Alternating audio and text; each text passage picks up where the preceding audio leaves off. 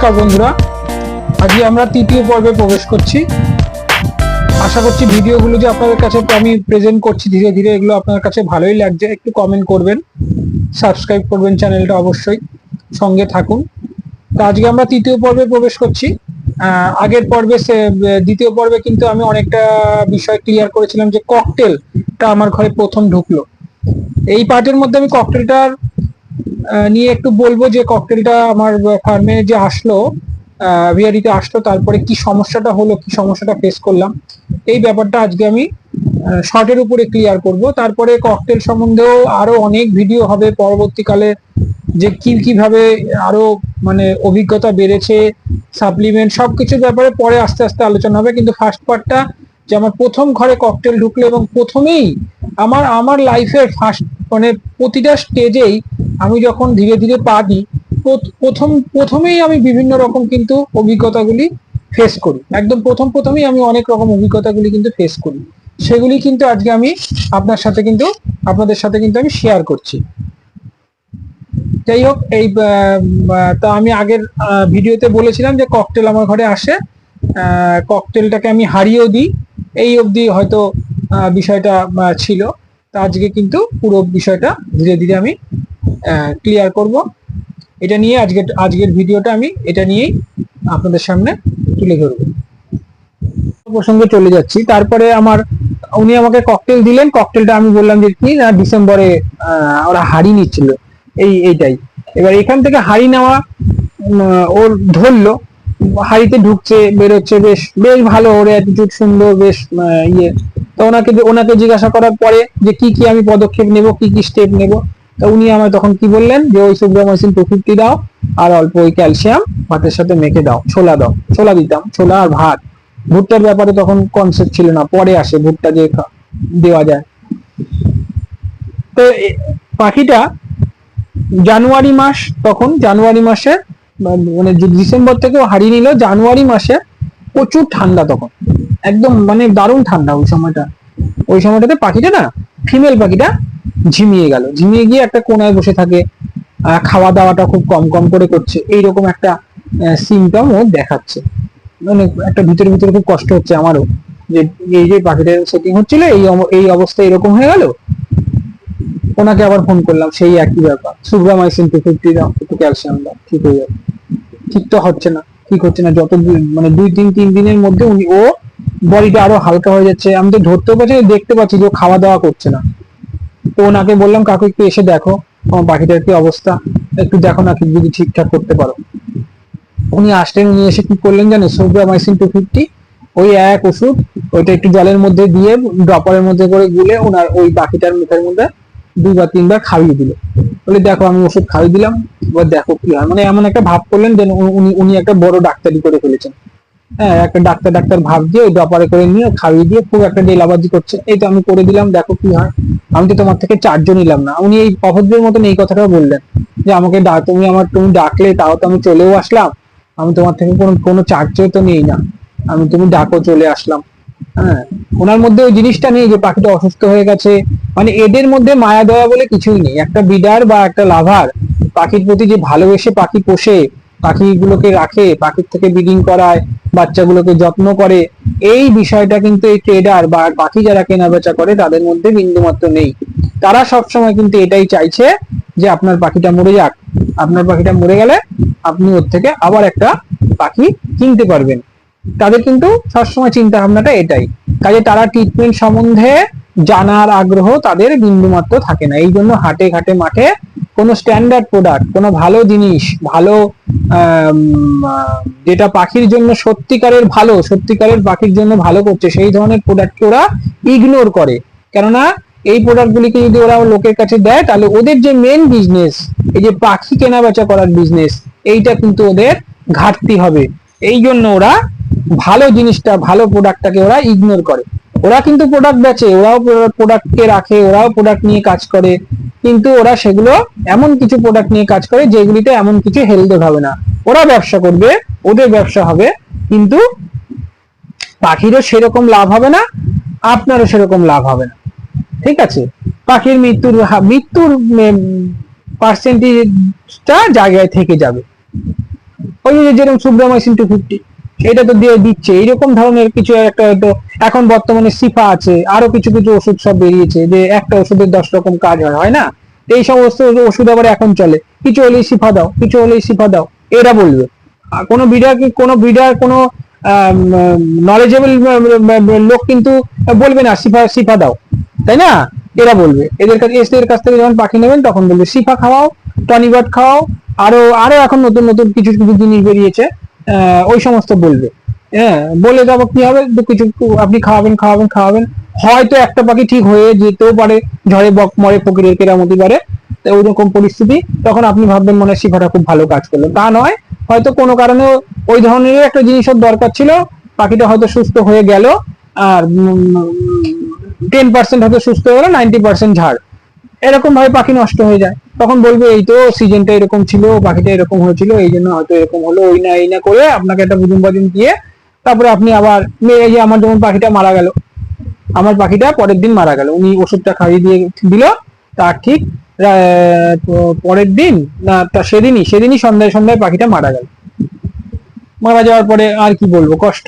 প্রথম প্রথম পাখি আমার, বদ্রি পাখি ছিল 5-6 মাস ধরে, কিন্তু কোনো পাখি আমার ঘরে এসে মারা যায়নি, ওই প্রথম ককটেলটা মারা গেল। মানে আমার ঘরে যদি এক্সোটিক পাখির মধ্যে মৃত্যু বলা হয়, তাহলে প্রথম কিন্তু এই ককটেলটাই মারা যায়। বর্তমানে তো এখন তো পাখি যখন ফার্ম অনেক বড় হয়ে গেল, তখন তো মৃত্যুর হার বাড়বে, কেননা হসপিটালে যখন একটা বড় একটা কিছু একটা করবেন, তখন তো জন্ম মৃত্যু এগুলো থাকবেই, এগুলোকে নিয়েই চলতে হবে, এগুলো অভ্যাসের মধ্যে দাঁড়িয়ে যাবে। এবার যার জ্ঞান বেশি, যে সুন্দরভাবে মেনটেন করতে হবে, তার মৃত্যুর হারটা কমবে, মর্টালিটিটা কমবে। আর যার যে একটু জানে কম, তার তার ফার্মে মৃত্যুর হারটা বাড়বে। এই হচ্ছে বিষয়, এইটুকুনি বিষয়, আর কিছু না।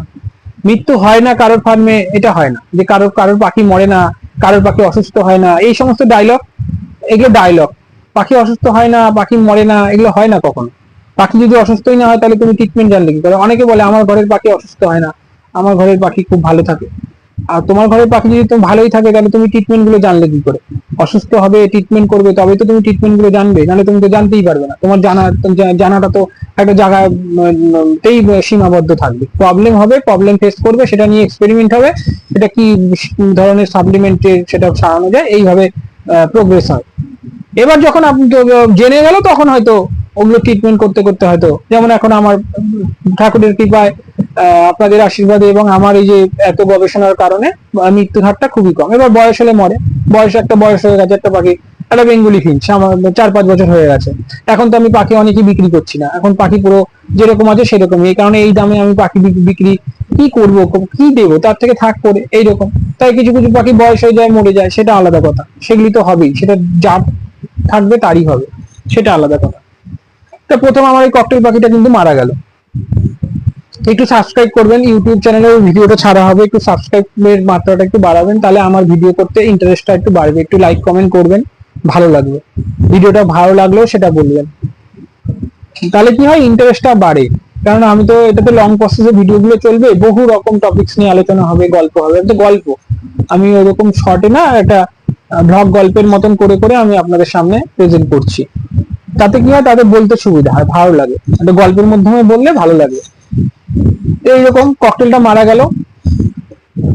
এবার বাস, এবার ওনার শুধু, আমি তো আর জানি না, এবার সেই ওনাকেই ধরছি, কাকু ককটেলটা তো মারা গেল, এখন একটা মেল পাখি আমার ঘরে পড়ে আছে, কি করি, একটা ফিমেল দেন না।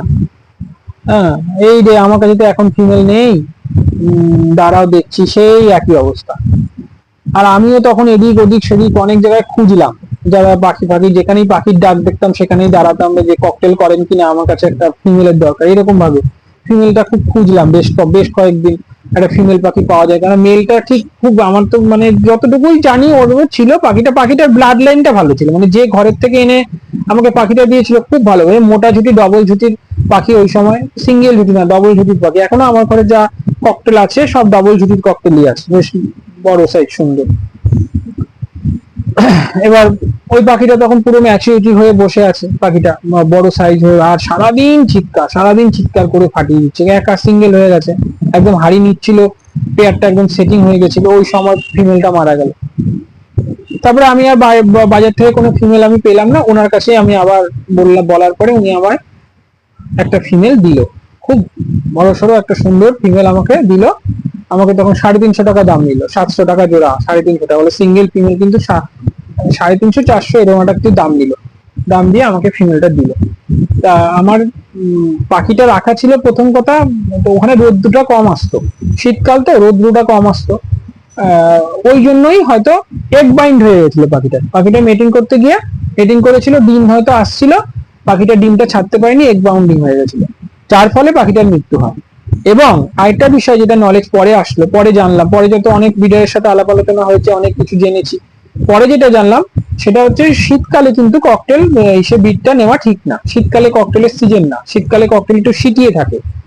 আর রোদ্দুর জায়গায় রাখতে পারলে তাহলে হয়তো ভালো, কিন্তু আমার তো রোদ্দুর জায়গায় তখন ছিল না, আমার ওই সিঁড়ির উপরে যে একটা জায়গা থাকে চিলেকোঠার, ওই রকম জায়গাটাতে আমার ছিল, ওখানে রোদ্দুরটা কম আসতো, যার ফলে খুব ঠান্ডা, খুব এসে ঢেকে ঢুকে রাখতাম, তারপরেও মানে ঠান্ডার কারণেই ওরা প্রথম, ওটা যদি গরমকাল হতো হয়তো এগ বাউন্ডিংটা নাও হতে পারতো, ওটা হয়তো লে করে দিত, যেহেতু খুব ঠান্ডার সিজন ছিল সেহেতু এই ঘটনাটা ঘটে গেল। কিন্তু ওই হাটের ব্যক্তি, যে হাটের কেনাবার যে আমাকে পাখিগুলো দিচ্ছিল, সে কিন্তু আমাকে একবারের জন্য বলেনি যে এই সময়টা তুমি হাইটা দিও না বা হাইটা করে রাখো, তুমি পরে দিও, যার ফলে পাখিটার কিন্তু মৃত্যু ঘটে। ককটেল সবসময় নতুন যখন সেটিং করে, শীতকালে যে ককটেল বাচ্চা হয় না, আমার ঘরেও এখন শীতকালে বাচ্চা হয়, খুব ভালো বাচ্চা হয়, কিন্তু সেটা কিন্তু পুরোনো সেটিং, মানে একটা নতুন সেটিং যখন আপনি করছেন কোনো পাখিকে, যখন নতুন সেটিং, এটা কিন্তু অভিজ্ঞতা আমি শেয়ার করে দিচ্ছি, যখন ককটেলের নতুন পেয়ার সেটিং করছেন সেটা কখনো শীতকালে ডিসাইড করবেন না, মানে শীতকালে ওদের হাড়িগুলোকে নামিয়ে রাখবেন,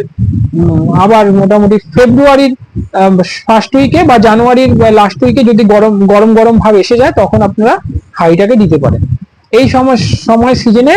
আর হচ্ছে আপনার নভেম্বরের আগে অব্দি যদি পাখি সেটিং হয়ে যায়, ডিম টিম দিয়ে সেটিং হয়ে যায়, তাহলে ঠিক আছে, কিন্তু এই ডিসেম্বর জানুয়ারির যে ফেব্রুয়ারির এই যে সময়টা, নভেম্বরের একদম ফার্স্ট উইক থেকেই ধরি, এই সময়টাতে আপনারা প্রথম সেটিংটা ককটেলের এই চান্সটা কখনোই নেবেন না, তাহলে আপনার অ্যাক্সিডেন্ট কিন্তু হতে পারে। যদিও ওষুধ বিশুধ এখন অনেক কিছু দিয়ে করা হয়, কাজের প্রবলেমটা হওয়ার চান্সটা কম, কিন্তু তবুও ককটেলের এটা সিজন না, এই সময়টাতে আপনারা যখন অভিজ্ঞতা বেড়ে যাবে কিভাবে রাখা যায়, কিভাবে শীতকালে করা যায়, এই জিনিসটা যখন হয়ে যাবে, তখন আপনি শীতকালে প্রোডাকশন দিতে পারবেন, সেটা কোনো ব্যাপার না। আমার যেহেতু ছোট পাখির ঘর, ঘর বেশ ভালোই, শীতকালে আমি গরম রাখতে পারি, কাচের সব থাকে, পর্দা থাকে, আমার ঘর বেশ গরম থাকে, আমার শীতকালে বাচ্চাটা বেশি ভালো হয় এখন বর্তমানে, কিন্তু প্রথম আমি ঝাড়টা শীতকালেই খাই। তারপরে কিন্তু ককটেলের ওইটা দেওয়ার পরে আমার ককটেলের পেয়ারটা ভালো সেটিং হলো, আমি একটু বাইরের দিকে এনে রাখলাম, তখন ফাল্গুন মাস নাগাদ পাখিটা কিন্তু সেটিং হলো, ওই নতুন জোড়াটাও সেটিং হয়ে গেল, সেটিং হয়ে গিয়ে ওটা ডিম বাচ্চা করলো, 3খানা বাচ্চা হয়েছিল ফার্স্টেই, ককটেলের বাচ্চা, সাদা লুটিনো বাচ্চা, ওই প্রথম আমার ককটেলের বাচ্চা ব্রিডিংটা সফলভাবে হয়। এইভাবেই আমার মানে ককটেলটা তারপরে আমি করি আস্তে আস্তে। যাই হোক, এটা একটা অভিজ্ঞতা শেয়ার করলাম আজকেও, কিছু কিছু বিষয় কিন্তু আপনাদের সাথে ক্লিয়ার করতে মনে হয় পারলাম, তাই তো। মার্কেটিং ব্যাপারটা কিছুটা আমি আমার যতটুকু নলেজ হয়েছে সেই বিষয়ে, সেই নলেজের উপরে আপনাদের সাথে ডিসকাস করে দিলাম, যে দেখুন প্রথমেই পাখি বিক্রি করতে গেলে কি সমস্যাটার মধ্যে পড়লাম। তার মানে ব্রিডিংটা কিন্তু কখনো ব্যবসা না, ব্রিডিং যদি নেন, সেটা যদি আপনি মনে করেন এটা আমার ব্যবসা, এটা কখনো হবে না, এর কন্ট্রোল আপনার হাতেই নেই। আর এখন বর্তমানে যা পরিস্থিতি, এখন তো কন্ট্রোল কিচ্ছু নেই, কোনো ব্রিডারের হাতে কোনো কন্ট্রোলই নেই, পুরো কন্ট্রোল আউট অফ কন্ট্রোল হয়ে গেছে। তার জন্য হচ্ছে মিডিয়া এত আপডেট হয়েছে, তার ফলে আজকে এই পরিস্থিতিটা হয়েছে। আমাদের সময় মিডিয়াটা এত আপডেট না থাকার কারণে এই পরিস্থিতিটা খুব তাড়াতাড়ি আবার রিকভার করে যেত। এই যে আজকে এখন যে পরিস্থিতিটা আজকে কন্টিনিউ রানিং চলছে, একেবারে মানে বছর ধরে ধরে চলতেই আছে, সমানে ডাউনের দিকেই যাচ্ছে, এই ব্যাপারটা কিন্তু আমাদের ওই সময় হতো না। ওই সময় ট্রেডাররা সবসময় ট্রেডাররা সুযোগে বসে আছে, শিয়ালের মতন, শিয়ালকে কখনো ভাঙা বেড়া দেখাতে নেই বলে না, ওই রকম ভাঙা বেড়া দেখালেই ও ঢুকে শিকার করে নিয়ে বেরিয়ে যাবে, ওই রকম। জানি না কি মনে করবেন ট্রেডাররা, কিন্তু এটা নিয়ম, ব্যবসার নিয়ম। এটা যদি আপনিও ট্রেডার হতেন, আপনিও সবসময় চাইবেন কি কমে হলে ভালো হয়, কমে হলে তাদের একটা পাখি কিনতে গিয়ে যদি 5,000 টাকা ইনভেস্ট করতে হতো, সেই পাখি কিনতে এখন 1,000 টাকা ইনভেস্ট করতে হয়, 1,200 টাকা ইনভেস্ট করতে হয়। হ্যাঁ, তাহলে তাদের মজা না, তাদের কম ইনভেস্টমেন্টে বিজনেসটা তারা করতে পারছে। যেখানে লাখ লাখ টাকা ইনভেস্ট করতে হয়, সেখানে হাজার হাজার টাকা হাজার কিছু টাকা ইনভেস্ট করে বিজনেস করে বেরিয়ে যেতে পারছে। ট্রেডিং বিজনেস কিন্তু চলছে, মাল কিন্তু যায়, সবকিছু যায়। আমি পরে আবার এই স্টেজটাকে পুরো ভাগ করে বোঝাবো যে বার্ড ফিল্ডের মধ্যে কোন কোন স্টেজের মানুষ রয়েছে। এটাকে নিয়ে আমি একটা আলাদা পার্ট ভিডিও করব, এবং কোন কোন স্টেজের মানুষ এখান থেকে ব্যবসা করতে পারছে এবং কোন কোন স্টেজের মানুষ এখান থেকে পারছে না, এটা নিয়ে আমি একটা পার্ট ভিডিও করব। তাহলে ককটেলের ব্যাপারটা এইটুকুনি হলো, আজকের ভিডিওটা হলো সেকেন্ড পার্টটা। অনেকটা ভিডিও লং করে লাভ নেই, কেননা 20-22 মিনিটের উপরে ভিডিও করলে সেটা ইয়ে হয় না, মানে দেখতে একটা বোরিং লাগে। এইভাবে স্টেপ বাই স্টেপ আমি আরো নলেজ গুলো শেয়ার করব আপনাদের সাথে। এর পরের ভিডিওটা আমি রাখবো